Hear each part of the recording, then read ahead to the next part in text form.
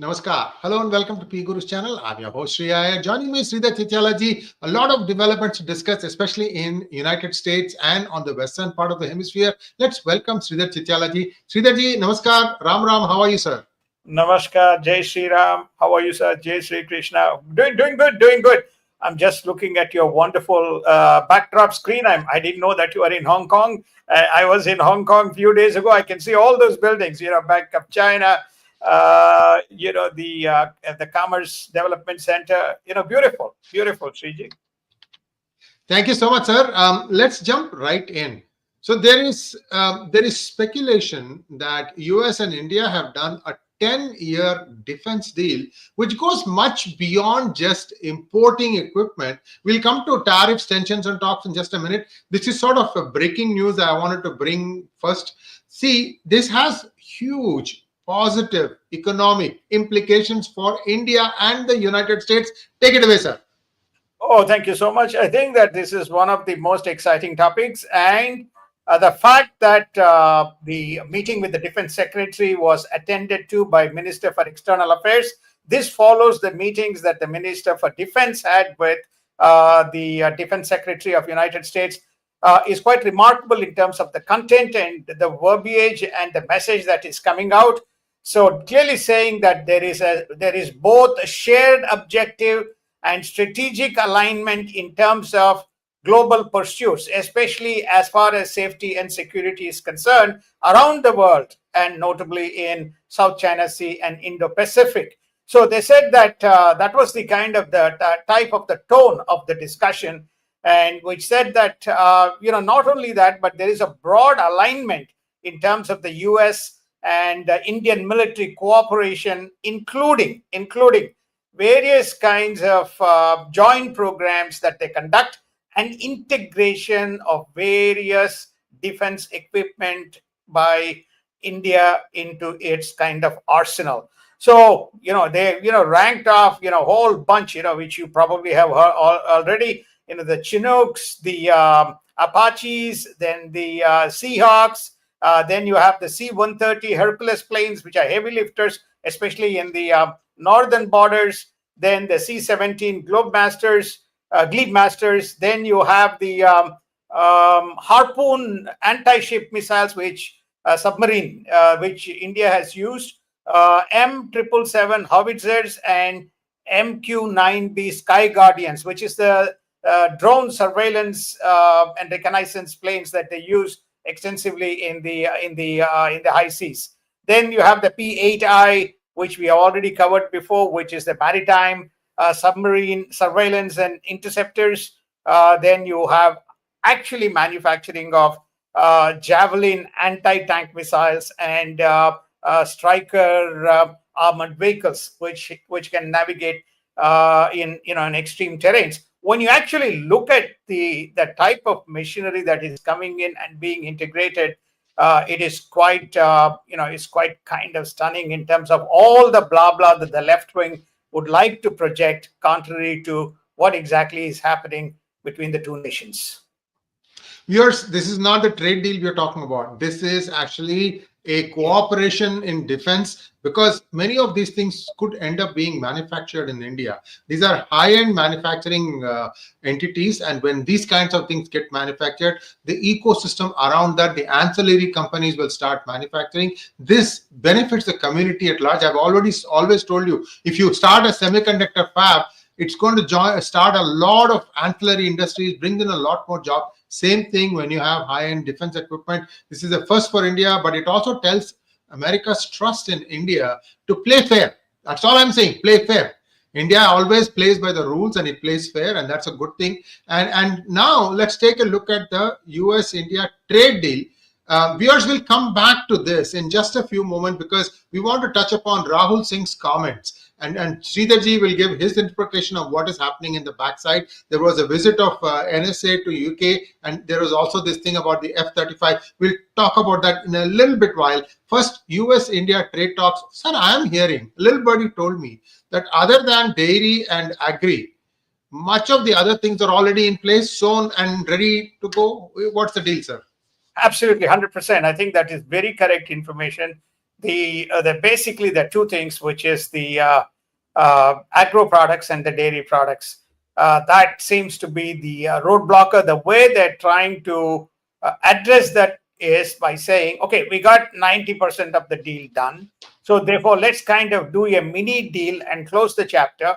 We're giving you access to markets. We are giving, we are eliminating tariffs, which are mitigating for US exports. We're giving access to the markets, and we are willing to expand more imports from United States. And this is one, but I think they're talking about much broader scope of import. So I think that is why there is confidence that the India-US trade deal will be done. But this sensitive thing is this so-called GMO issue and the animal fat in the dairy products. Those are the two things. And India has very categorically stated there's no compromise on those two, because that affects the industry. So barring those two, I think they will cut a deal, or even if they delay, there's not likely to be a major implication. They may finish it by August 1st.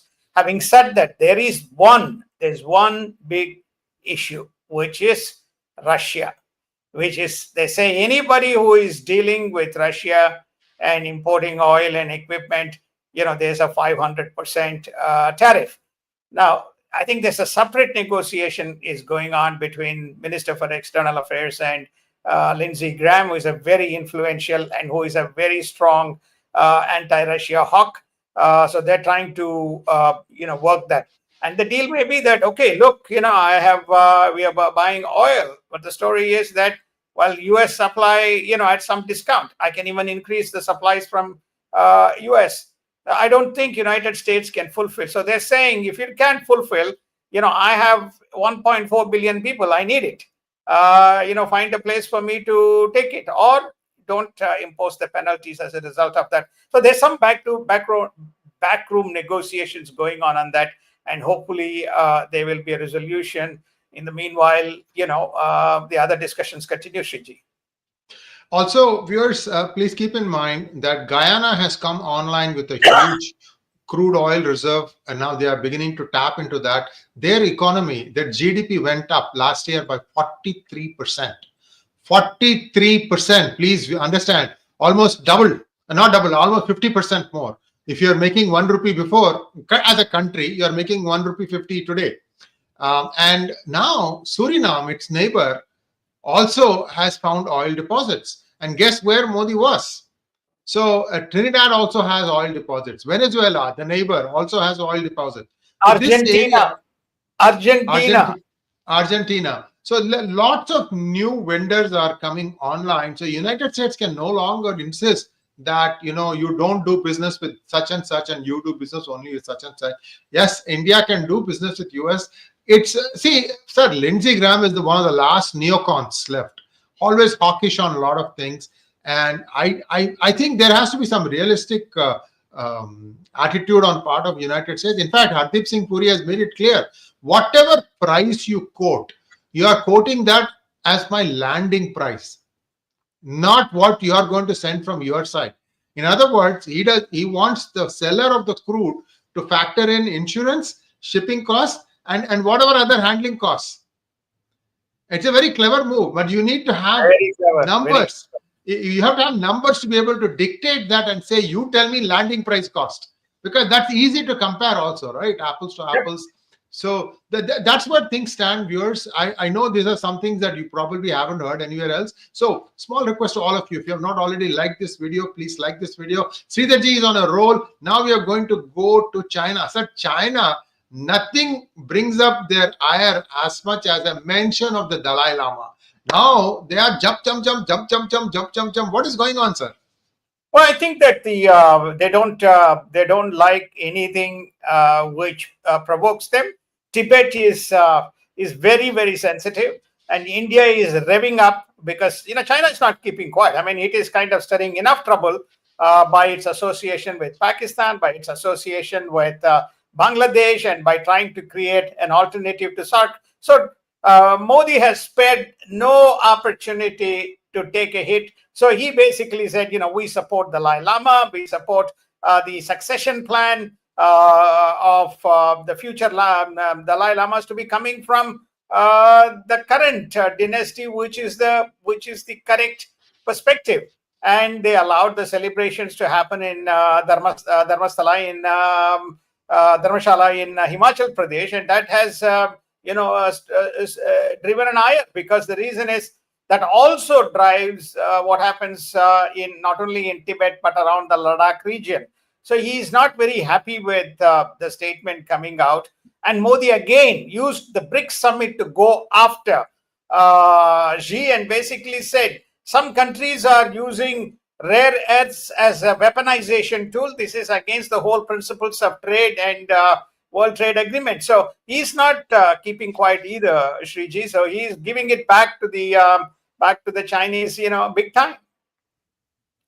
Sir, there is one more thing that is happening. Viewers, you need to be aware of this. China is trying to Hanify the entire land that it has occupied. What it does is sends in Han soldiers to go and sleep with the women in Uyghurs. I'm hearing similar things with the Tibetan region also. Even though Tibet is considered autonomous region, same things are happening here. Viewers, my Tibetan brothers and sisters, you need to give us some comments and views on this, because I don't want to just like that put a statement out there. This has been a goal, Hanification of China. And this is nothing different than what Hitler did.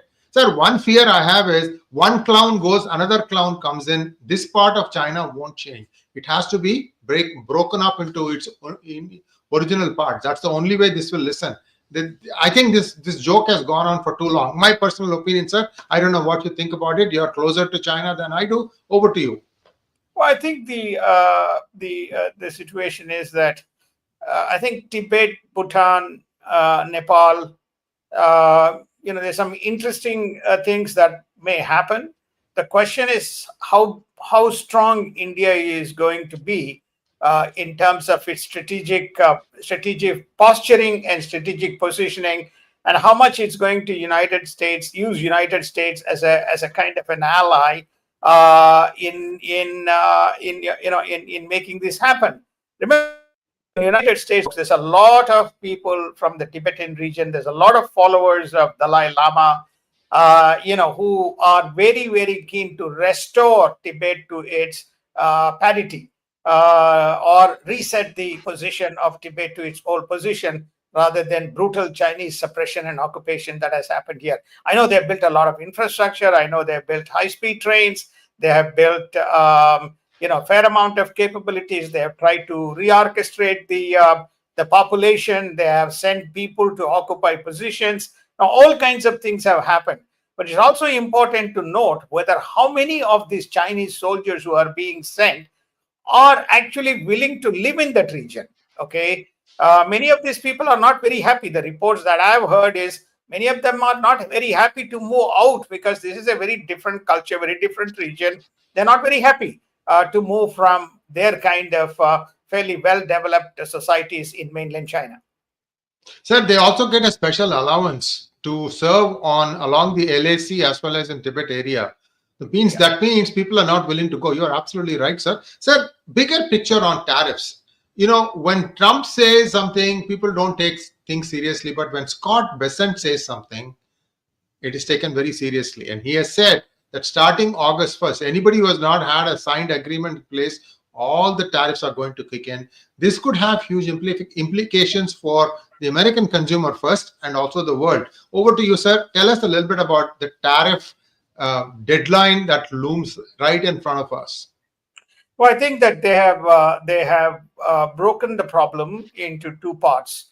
They are first focusing on 18 countries. 18 countries roughly make up somewhere close to 80% of the trade Pareto deficit. principle. Pareto principle of the trade deficit. So all 18 nations will receive a letter, or if it is not already sent, it will be sent today, where they are laying out the principles of what the tariff structure would look like if they don't follow the principles. Now, the question that is not the question, but the proposition that Trump is making is: look, we are the richest country in the world. We are spending our consumers basically, power and drive your factories.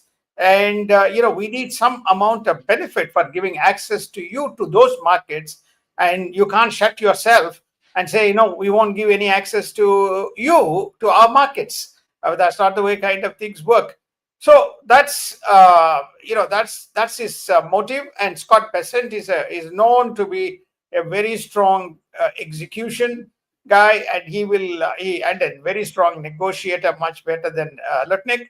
So that's why Scott Bessent is front and center of this. He's also the Treasury Secretary. He knows the numbers. So they want this deal to be done, and they want that to be done. And he said there is no more extensions, there's no more uncertainty. Now, in terms of your question around how are they going to deal with inflation, the point that they're making is should there be an inflation, they will find a mechanism by which they will kind of fund it, either through tariffs or other measures. Some of the investments that are coming in may be directed, a part of it may be directed towards offsetting any cost increases that is coming from the local suppliers. Thus far, the inflation effect has not occurred, notwithstanding there's a 10% tariff hanging out there. So contrary to the fear mongering, the inflation has not risen, but unfortunately we are inundated with left media. So wherever you go, you see a lot of kind of bad news, everything is going to be bad. But that's not the way the markets have reacted, at least in the first 6 months. That's not the way the inflation has gone up. That's not the way the jobs have gone up, and people are, making the way as normal. Now, please don't immediately jump to the conclusion, we are, spinning an American story. You yourself can read the markets, and you can read all the data that is coming out, and then draw your own conclusions. Thank you so much, sir. Viewers, we are going to still talk about two more topics. One is Vietnam-China backroom deal. The other one is the most important thing that I touched upon, F-35 and Dowal's visit to United Kingdom, what was discussed, what was shared.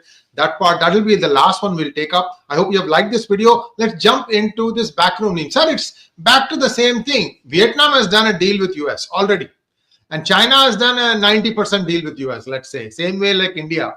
India has not been officially mentioned, but it's almost the same. Tracks are more or less the same. So now China says that we will continue to ship at low tariffs through Vietnam. So what is this going on, sir? No, there is no backdoor. I think Trump made it very clear that we're not allowing backdoor Chinese tariffs either coming through India or coming through Vietnam.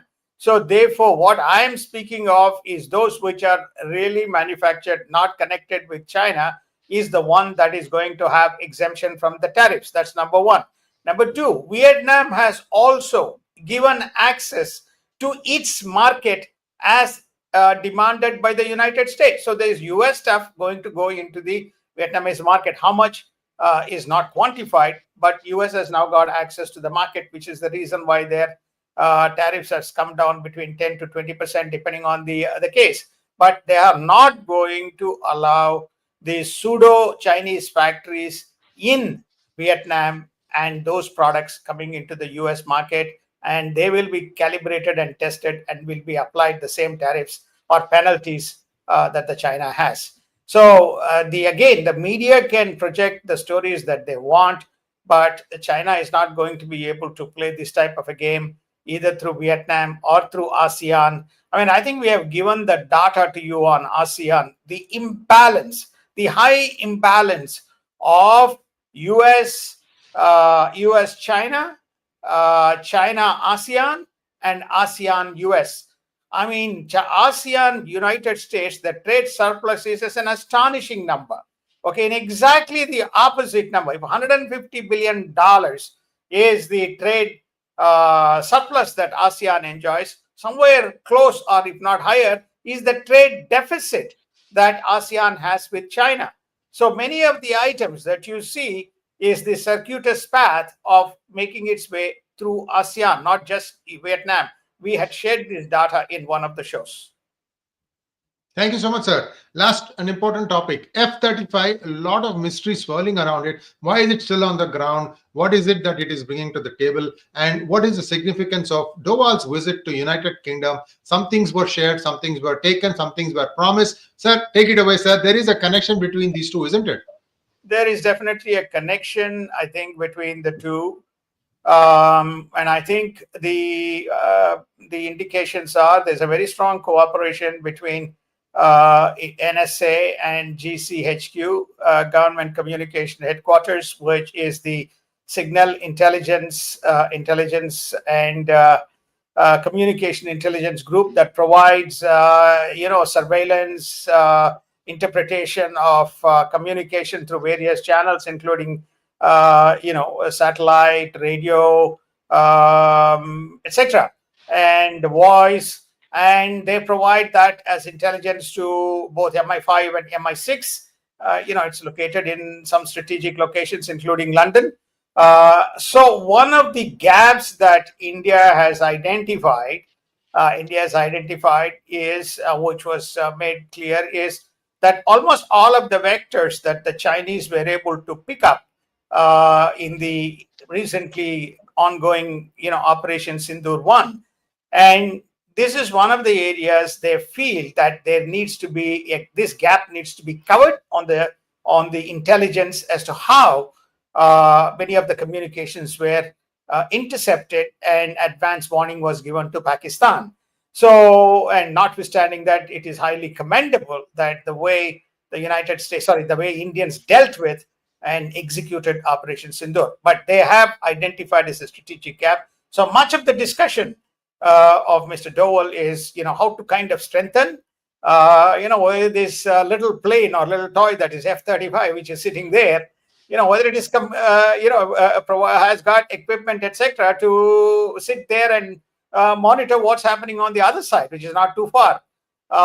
And whether there's mechanisms by which that intelligence input can be analyzed by GCHQ and shared with India.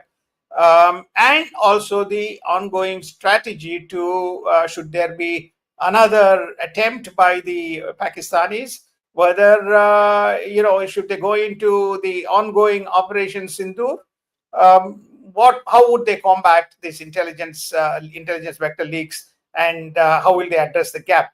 Because the area which is of concern to India is two specific areas which they believe that they're dealt with adequately. Once, that the Pakistanis, in concert with the Chinese, targeted civilian areas, but they also targeted economic cities. So they want to make sure that should there be that, what's the kind of defensive mechanisms that they need to place, and how advanced intelligence through people like GCHQ can be provided and mitigated. Thank you so much, sir. Let's take a few questions now. Oh, sorry, this is we haven't done the slide deck. Just 1 second. So we've covered this. Next one. Sir, 18 letters are going out. We talked about this also. Anything to add, sir? No. Next one, please. Netanyahu, yes. Netanyahu arrives in US with optimism. He has sent his team to Qatar for the ceasefire negotiations with Gaza. Why there is such a ubiquitous, such a great enthusiasm from Benjamin Netanyahu? It's always been Israel's desire. They want to be managing and policing Gaza, not Hamas, not Palestine.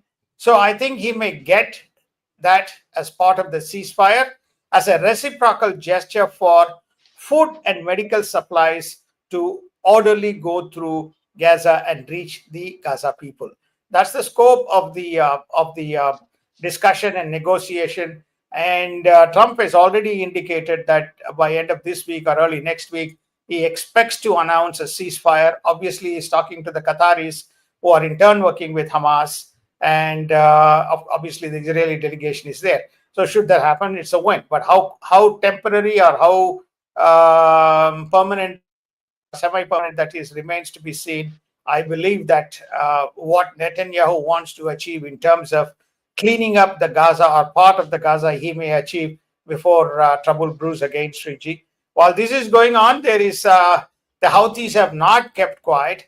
Houthis have been attacking in Red Sea some of the commercial ships. They also launched missiles targeted at the Israeli airports, and all of them have been mitigated. And so whether that is going to come in the way of the ceasefire, let us see, but we don't believe so. But this, I mean, this is a kind of the volatile situation, and the Iranian, what you call Iranian proxies, Houthis, are not letting an opportunity go by.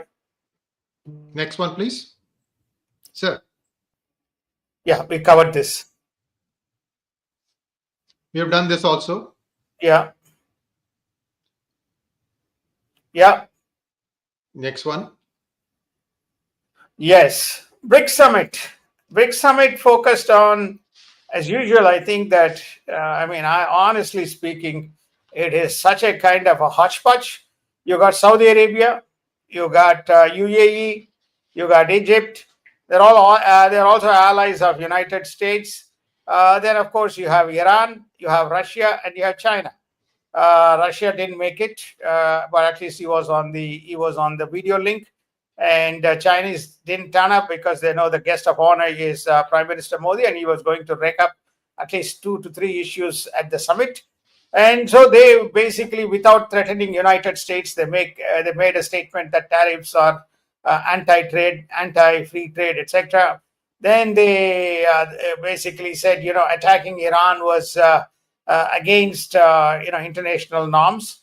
Of course, they spared Russia, Ukraine. They didn't talk much about it, nor they did not emphasize much about the Israel situation. So it looks like it's a selective whammy. But honestly, Sriji, why BRICS exist when you have this hodgepodge organization with no kind of collaboration, with kind of so much of contradictions between the various players? It begs the question. But India wants to be in the tent, so it is sitting inside the tent and playing its game as it needs to. Next one, please. That's it, sir. Let's take a few questions. We'll try and do, if we can do 5 questions, because I want to limit this to half an hour. Let's go quickly through the questions, please. Thought provocateur, thank you so much. Jail Lindsey Graham, Russian bloodthirsty.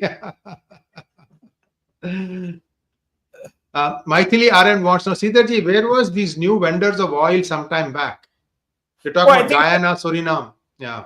They all have, these are recent discoveries. It takes time for it from extraction, refining, and then the ability to export. So you will begin to see some of these things develop. So India's Indian Ministry of External Affairs has done a remarkable job in using, and they've been scouting around, and they've been building a basket of nations as nations for importing the oil. So I think they've done a fantastic job. And as this, you can say you should praise India. They're ahead of the game in terms of going and striking deals. Some of these nations also have rare earths. Argentina, for example, has rare earths.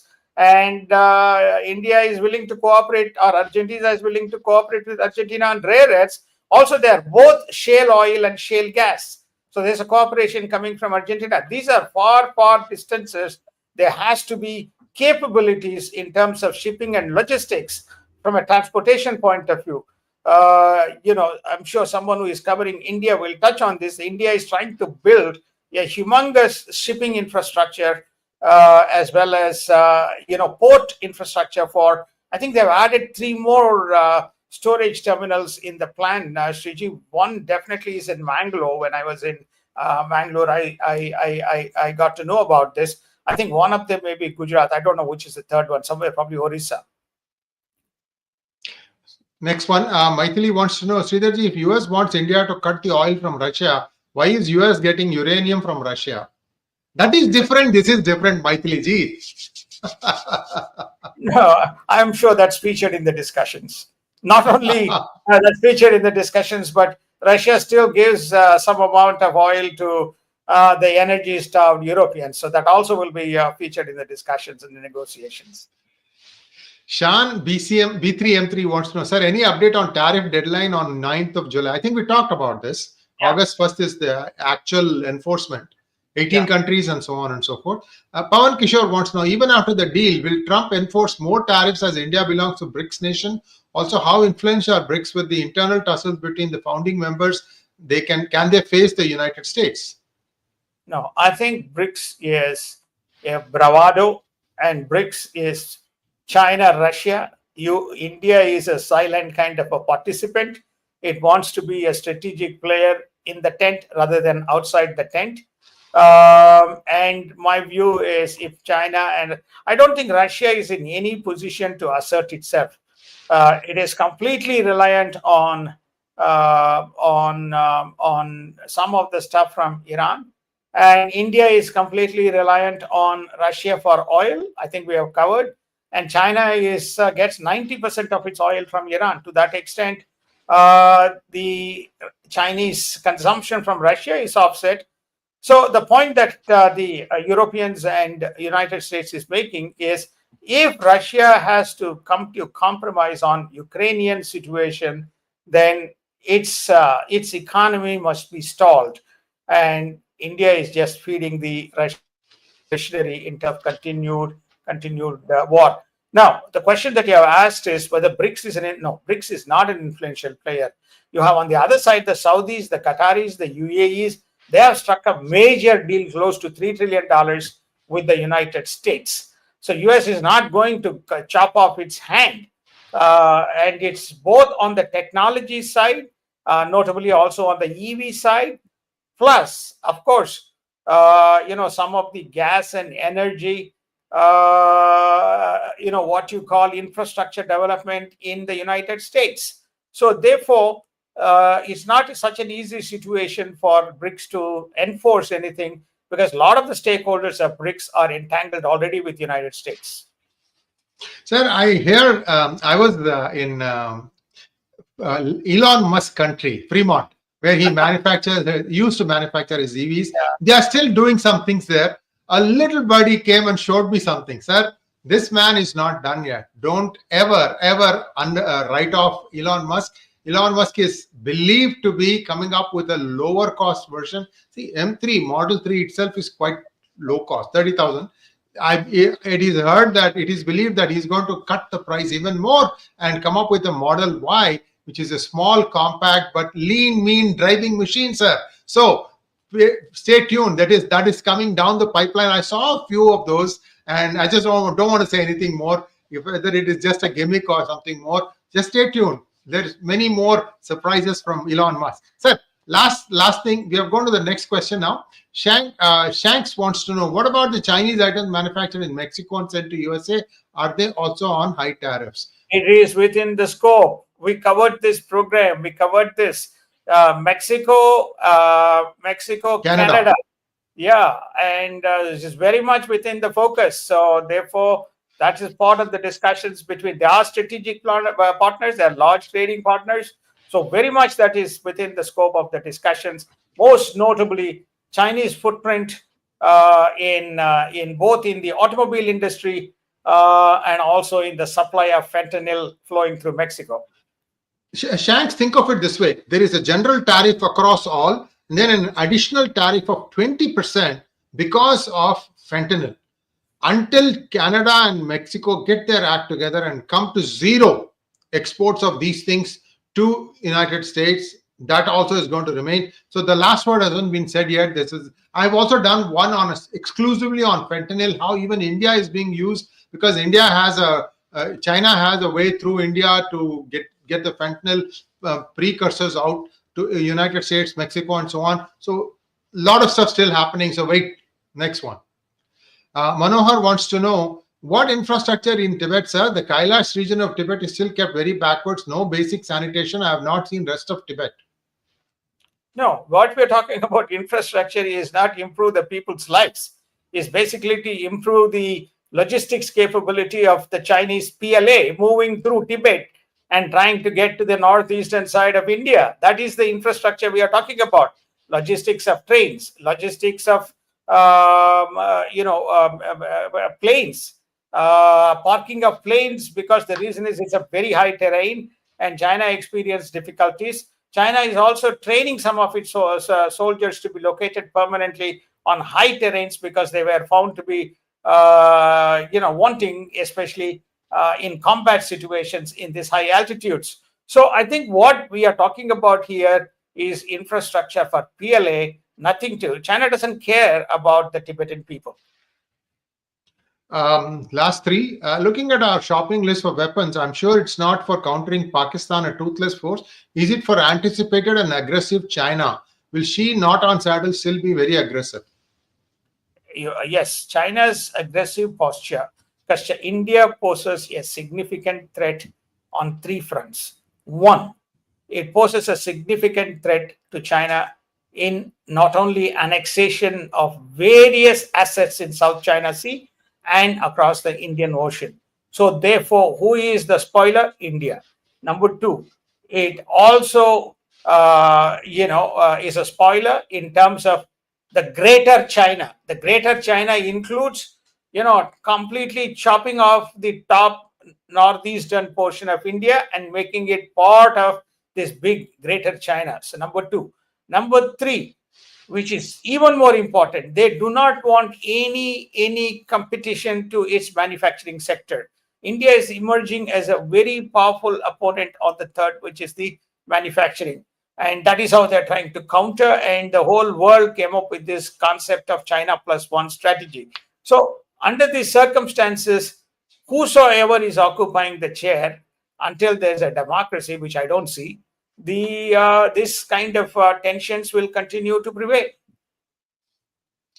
Next one, please. Srinivas Iyengar wants to know, as Bharat is playing front foot at world forums and BRICS is adding more members into its fold, will it be Bharat who will lead the organization minus China in the coming years? I don't think so. India will lead Global South. India has no interest in. India is in BRICS basically to make sure that it is part of. It's in BRICS. It's in SCO, Shanghai Cooperation Organization, only to see what the hell is going on. Next one, please. Last question, sir. Suresh Kumar wants to know, has Iran pushed Israel to a ceasefire in Gaza? No, Israel pushed itself to a ceasefire because if they can achieve the objective of managing Gaza, then they have achieved their goal, because any issue they will be able to deal with it from inside. As far as Iran is concerned, I mean, don't take it literally, but it's just a fun. I think Mossad may already be having mini headquarters in Iran. So therefore, Israel is not worried that much about Iran, but it wants to legitimize management of Gaza. I think that's what they're trying to achieve. Thank you so much, Sridharji, and we'll be back again shortly with 𝗝cie_PHG. A lot more to discuss. Please like, share, and subscribe to this channel. Sridharji will be back again shortly, even before next Sunday. But typically at 7:30 p.m. on Sundays, you'll have Sridharji coming on Mondays, sorry. Mondays or Sundays, depending on which day is convenient. He travels a lot. I travel a lot. So once a week, he's guaranteed. Thank you so much, sir. Namaskar. Thank you. Namaskar. Have a wonderful day, Ji.